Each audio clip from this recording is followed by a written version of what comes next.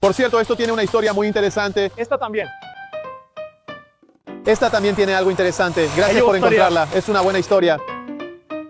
Básicamente, realmente había una buena historia para cada parada, aunque el tema aparentemente no tiene nada de especial. Los bolígrafos están a nuestro alrededor todos los días, y también los marcadores. Sí, de hecho el marcador ya ni siquiera es de fieltro, pero eso también será una buena historia.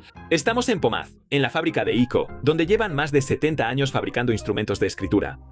Vamos a ver cómo funciona un bolígrafo y qué tiene que ver esto con el desodorante de bola, pero también hablaremos de cuántos kilómetros debe escribir un instrumento de escritura y cómo lo prueban. De hecho, el eslogan original era al precio de un repuesto de bolígrafo, porque costaba lo mismo que un repuesto. En 1981, un repuesto costaba 4,5 forintos y pusimos esta signeta exactamente por ese precio. La fábrica es moderna, las máquinas son modernas, ya no queda mucho de los primeros tiempos, pero la icónica signeta sí permanece. El de 6 lados, sin repuesto, con cierre de Tor, el signo, se fabrica casi igual que hace 40 años al principio. Empecemos entonces con la signeta. En el primer paso de la producción se fabrica el cuerpo de la pluma. Se carga el granulado de polipropileno en la máquina, luego las bolitas azules y blancas derretidas son empujadas por la máquina a través de un molde de metal, sobre una etiqueta, y básicamente ya ha nacido la pluma, o sea, ha nacido una pajilla azul y blanca infinita. El proceso se llama extrusión. Por cierto, es interesante que, básicamente, el pan extruido, por ejemplo, también se hace de la misma manera, solo que ahí, obviamente, la herramienta es diferente, y ahí la máquina revienta los granos de cereal en moléculas, mientras que aquí lo que se procesa es el granulado de plástico.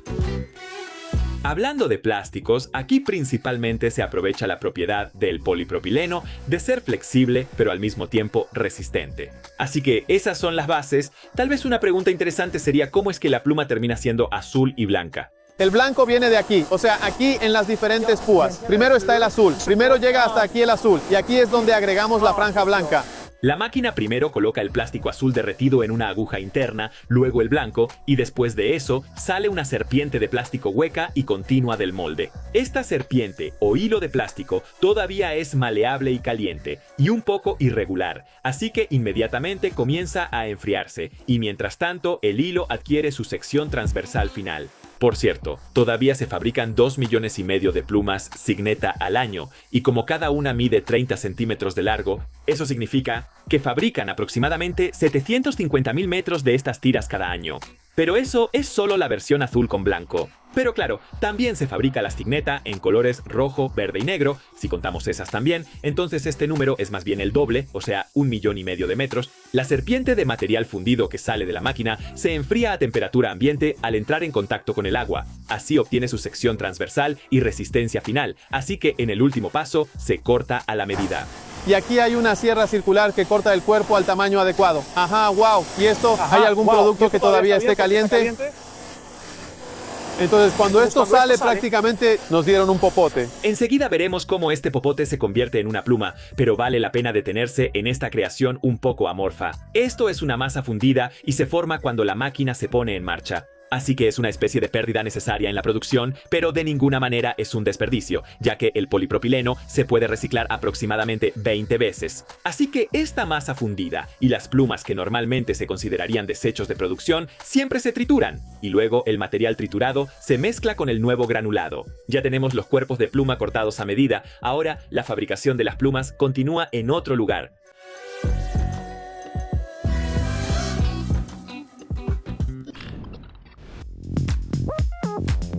Estamos en la sección de ensamblaje. Aquí es donde los instrumentos de escritura obtienen su forma final. El ensamblaje de la signeta se realiza en esta máquina, en aproximadamente 10 pasos. Primero, los cuerpos de las plumas se introducen en la máquina. Luego viene el primer paso tecnológico, la decoración. El proceso por el cual el nombre signeta se coloca en el cuerpo de la pluma se llama marcaje en caliente. En el siguiente paso, la máquina le da forma cónica al cuerpo de la pluma. Luego la punta recibe un orificio, donde se colocará la punta de escritura, y después se añadirá la tinta. Finalmente, viene la diminuta punta de acero para escribir, que la máquina introduce desde este compartimiento vibratorio. Es interesante que la fabricación de la punta de escritura y la bolita en su interior, que tiene aproximadamente medio milímetro de diámetro, requiere una tecnología de fabricación muy especial, que solo unas pocas empresas especializadas en el mundo se dedican a ello. Aquí a Pomás también llegan las piezas de un fabricante suizo de renombre. Así que la punta de escritura es una pieza importante, pero la tinta es igual de importante. La tinta la pueden ver aquí. De aquí es de donde básicamente viene la tinta. Bolígrafo, tinta, azul. Eso es lo que está escrito. Bolígrafo, tinta, azul. Lo interesante es que según la norma hay tinta de uso general y también hay tinta para documentos. Elecciones. Por ejemplo, elecciones. Escuché que ahí se tiene que marcar con ese tipo de tinta. Así es, nosotros también podemos hacer eso. De hecho, en la Signeta también tenemos ese tipo de tinta. La Signeta Doku. Así está escrito, para que se note. Entonces, la que no desaparece, seguro que no desaparece ni nada por el estilo. Esta es la que tiene que resistir mucho más, o sea, igual la luz. No se puede quitar de la superficie del papel sin dejar rastro. O sea, se nota que el papel se daña. Y también, si nosotros escribimos con ella, la escritura debe seguir siendo visible, incluso después de 50 años. Básicamente, la tinta de uso general aquí es de muy buena calidad, la que traemos de Alemania. Pero si es necesario, por ejemplo, en el caso de un bolígrafo para elecciones, entonces se puede poner en este producto. Sin embargo, lo interesante es que cuando sale al final, en ese momento básicamente el bolígrafo todavía no escribe. Así es. Aunque todas las piezas estén en su lugar, para que el bolígrafo escriba, hay que activar la tinta. Para esto, las signetas se colocan en pequeños estuches de metal, luego esos estuches se ponen en una centrífuga y después ponen en marcha la máquina. Al girar, o sea, por la fuerza centrífuga de la centrífuga, el líquido se desplaza hacia la punta del bolígrafo y con eso el bolígrafo básicamente ya está activado. Para asegurarse de que esto sucedió con cada pieza, solo hay que revisar el papel que está en el fondo del compartimiento y los puntos que hay en él.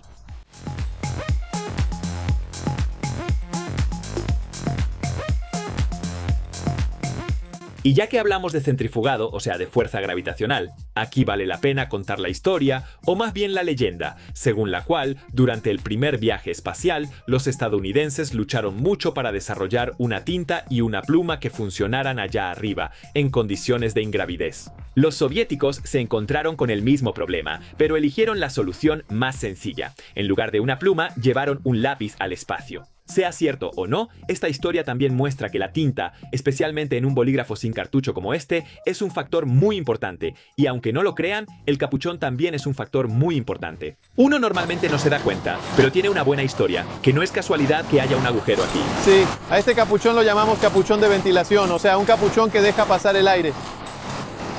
Siempre suelo preguntar si alguien sabe para qué sirve, solo que muchos dicen eso. Que también me lo preguntan a mí, y seguro que todos dicen que es para que la punta reciba aire.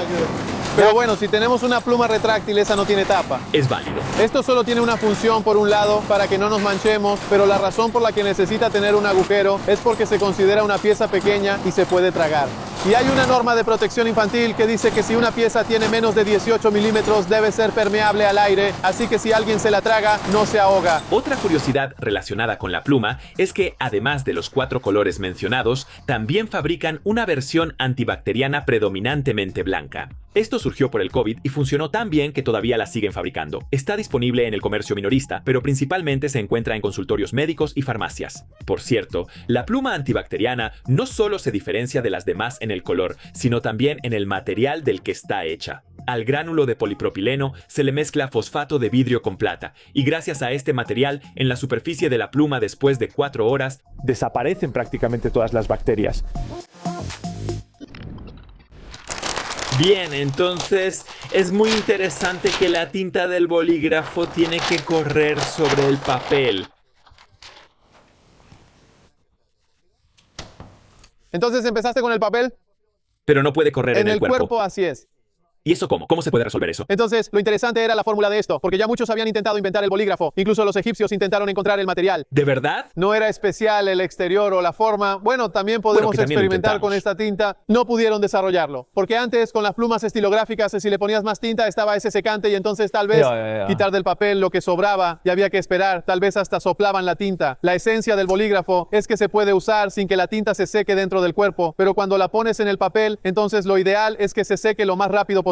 Y ¿Cómo se puede hacer eso? Pues la receta de eso siempre la tienen los fabricantes de tinta. Ahora, ¿cómo lo resolvieron ellos? Esa es una buena pregunta, la verdad. Pero según tengo entendido, para Viró esto fue una de las cosas más difíciles. Claro, o sea, hasta entonces nadie pudo sacarlo, no solo los egipcios, ya lo intentaron muchas veces, porque si el juez, buenas tardes, ¿Y Viró lo resolvió de alguna manera? lo resolvió. Esas son todas Y mis es cierto preguntas. que esto, sin embargo, no se discutió así en ningún lado. Pues esta receta no la soltaron de sus manos, porque si la soltaban, cualquiera la podía copiar en otro lado. Muchas veces ya había fabricantes de plumas que podían hacer plumas de inmediato, solo que esta tinta, o sea, ellos tampoco pudieron superarlo. Que el bolígrafo fue inventada por Laszlo Biró a mediados del siglo pasado. Tal vez todos lo saben. Pero las circunstancias en las que Biró llegó a la solución tal vez no sean conocidas por todos. El inventor húngaro, a quien también se le atribuye, por ejemplo, la primera transmisión automática, es conocido por el bolígrafo. La pregunta ya lo había ocupado durante mucho tiempo, pero el avance simplemente no llegaba. Hasta que, según la leyenda, un día se fijó en unos niños que jugaban con canicas. Según dicen, la solución surgió en la mente de Biró al ver la marca que dejó una canica al rodar sobre un charco. Biró perfeccionó y afinó su diseño del bolígrafo durante mucho tiempo, pero cuando casi todo estaba listo, estalló la Segunda Guerra Mundial y debido a su origen judío, tuvo que huir del país. El camino no fue fácil. En la frontera lo interrogaron por los planos que llevaba consigo. Los soldados, al ver los dibujos, pensaron que intentaba sacar de contrabando los planos de un torpedo. Al final, lo que salvó a Biró fue que llevaba consigo un prototipo del bolígrafo, lo cual resulta irónicamente curioso en retrospectiva, que consideramos y seguimos considerando tan peligroso un torpedo, cuando en realidad, con una pluma o incluso con un simple trazo de pluma, en ciertos casos se puede causar una destrucción mucho mayor. Al final, Biró se estableció en Argentina y desde ahí comenzó su camino para conquistar el mundo con el bolígrafo, que hasta el día de hoy en muchos lugares del mundo se conoce como bolígrafo Biró o incluso como Baro. En todo el mundo también se conoce el desodorante de bola, pero quizás ni siquiera en Hungría mucha gente sepa que esto también fue inventado por Biró, aunque después del bolígrafo esto ya no debería sorprendernos tanto. Le pusimos tinta al repuesto y aquí más o menos se puede ver cómo funciona al principio. Sí, entonces la bola empieza a girar, así que lleva la tinta desde adentro y la transfiere, rueda y la deposita sobre el papel. Sí, porque si lo haces bien, aquí ya logramos hacer unas líneas bastante bonitas. Entonces, con el repuesto del bolígrafo se puede demostrar muy bien cómo funciona el bolígrafo.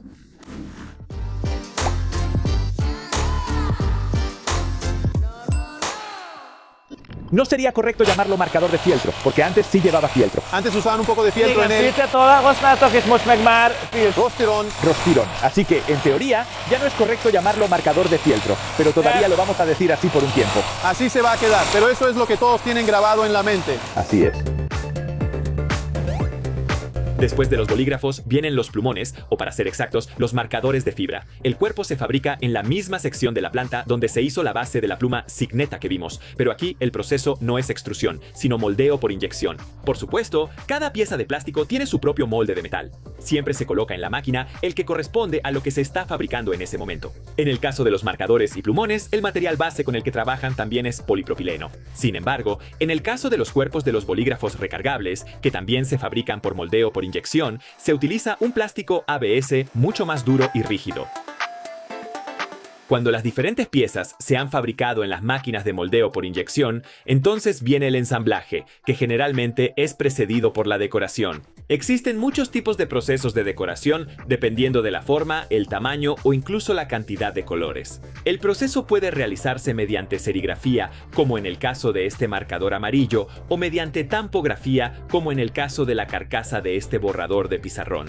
Una de las soluciones más nuevas o innovadoras es la impresión UV. Aquí incluso se pueden imprimir cantidades pequeñas según la solicitud de cada cliente. Una vez terminada la decoración, las piezas pasan a la línea de ensamblaje.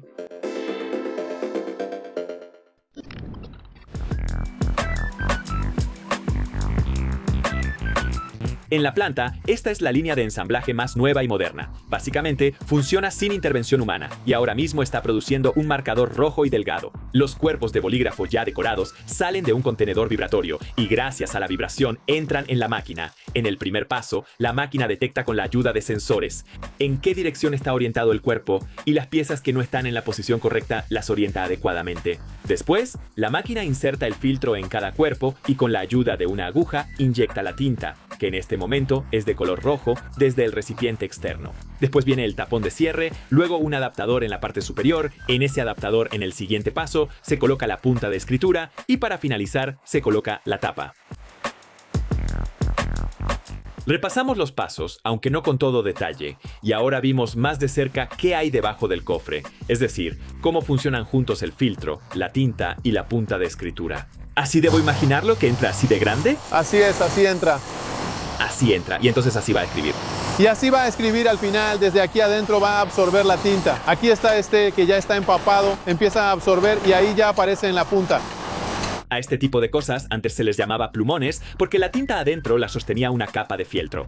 El filtro hoy en día ya no es de fieltro, sino de un material sintético, como los filtros de los cigarrillos, que de hecho es muy parecido, un material de fibras densamente tejidas, de ahí el nombre Rostirón. La fibra absorbe y retiene la tinta por el principio de la capilaridad y con este mismo principio la tinta pasa a la punta para escribir. La punta para escribir es de un plástico de poliéster y su particularidad es que por un lado absorbe la tinta del filtro, pero también la libera al entrar en contacto con el papel o con la superficie adecuada. Porque además de los colores, la diferencia entre los marcadores radica en sobre qué superficie se puede escribir con ellos. Y todo esto lo determina la tinta. Así que la tinta aquí también, al igual que vimos con el rotulador, es muy importante. Esta fue la línea de ensamblaje de marcadores más moderna, y ahora volvamos a la línea de producción de los resaltadores de texto neón. Esta es un poco menos moderna, pero es llamativa. Como puedes ver, esto también tiene algo interesante. Tiene una buena historia. Tiene una muy buena historia. Si ven los resaltadores a nivel mundial, la mayoría de los resaltadores no son redondos, sino planos. Sí, de verdad son planos. La pregunta será, ¿por qué? ¿O hay alguna razón por la que sean planos? Pues en general, tal vez porque era más fácil de agarrar así. Para nosotros, eso era todo. No, espera, creo que no es por eso, porque tal vez lo usan algunos expertos o algo así para que no se ruede de la mesa o algo así, ¿no? Pues también podemos hacer algo así con el clip, así que no es por eso que tiene esta forma. ¿Que sutilmente dijiste que esa idea es tonta? La pregunta y la respuesta de hecho son muy sencillas. Debido a otro producto, había una gran cantidad de cuerpos cilíndricos disponibles, así que básicamente solo había que cambiar la tinta. Y así nació el nuevo producto, es decir, el resaltador de texto, y el mercado lo aceptó fácilmente, o mejor dicho, nos acostumbramos a esta forma.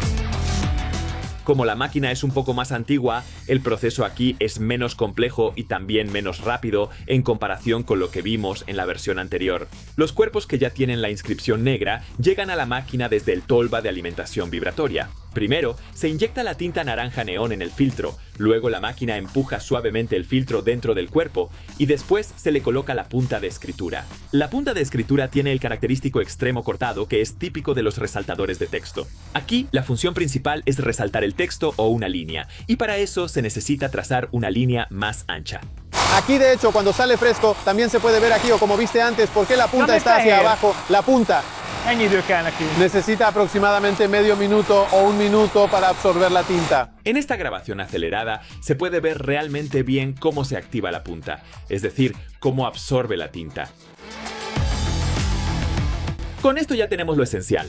Pero claro, aquí todavía hay un montón de cosas interesantes. Por ejemplo, lo interesante de esta pluma retro no es solo que la fabrican sin interrupción desde el principio hasta hoy, sino también que esta fue la primera cooperación de este tipo en el antiguo régimen, donde se permitió que una empresa húngara colaborara con una compañía occidental. Originalmente, el producto original, que tenía muchas versiones antiguas, se llamaba Scripto. Esto se debe a que en Inglaterra había una filial llamada Scripta Georgia USA. Él fabricaba la pieza de metal, nosotros fabricábamos la pieza de plástico, y así fue como surgió esta colaboración conjunta para el bolígrafo. Joint venture. Sí, eso está muy bien. Permitieron en ese periodo, en la época de la transición, en cierto nivel piensan que esto es solo una pluma y si la hacían en conjunto habría sido diferente.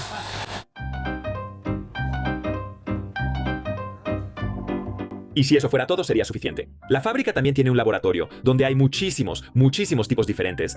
Por ejemplo, realizan pruebas sobre la viscosidad y la retención del color de las tintas, pero lo que realmente deja a uno boquiabierto cuando entra aquí por primera vez es la máquina de prueba de escritura. Con la máquina de prueba de escritura, que básicamente dibuja círculos día y noche, se comprueba si una pluma determinada puede alcanzar la longitud de escritura requerida por la normativa. Porque sí, existe un valor umbral así. Por ejemplo, para el bolígrafo Signet, que se está probando ahora mismo, son 2.500 metros. Por cierto, para recorrer estos 2,5 kilómetros, la máquina tiene que girar sin interrupción durante aproximadamente un día, mientras que, por supuesto, también se ajusta para que la punta del bolígrafo presione el papel con aproximadamente la misma fuerza, con la misma fuerza con la que la mano humana lo presionaría al escribir. Eso es todo por hoy. De hecho, además de todas las cosas interesantes, creo que hay una lección importante y quizás tranquilizadora en lo que hemos visto y escuchado. Aunque poco a poco toda nuestra vida se está volviendo digital, hay ciertas cosas analógicas que por un tiempo aún no se podrán reemplazar por completo. Debido a la digitalización, la mayoría de la gente simplemente ya reemplazó el papel. Ya no escribimos cartas, enviamos correos electrónicos o nos llamamos por teléfono por Viber. Así que ya no está ahí como antes, escribiendo postales. En las oficinas, la mayoría de las veces también se usa la computadora. Ya pueden hacer eso ahí. Así que desde este punto de vista, la demanda por la escritura a mano, por así decirlo, ha disminuido. Sin embargo, también se puede observar en las escuelas que ahí también suelen mencionar el modelo finlandés, que la digitalización llega muy rápido, pero esto tiene muchas desventajas. Así que no da igual qué es lo que el niño desarrolla en una situación dada. Así que los de los primeros grados realmente no deberían empezar a jugar con estos dispositivos todavía. A esto suelen llamarlo el chupón digital. Sí, chupón digital, qué bueno. Y entonces empezará a ocuparse de esto. Y mientras tanto no podrá hablar en tercer grado, porque no socializa con su mamá ni con su papá. Por un lado, tampoco desarrolla sus habilidades de escritura. La destreza manual. Entonces, aquí la escritura a mano no solo es importante para que una persona pueda escribir una carta, sino que ya sea que el niño coloree, dibuje o escriba, adquiere habilidades que son justamente para él.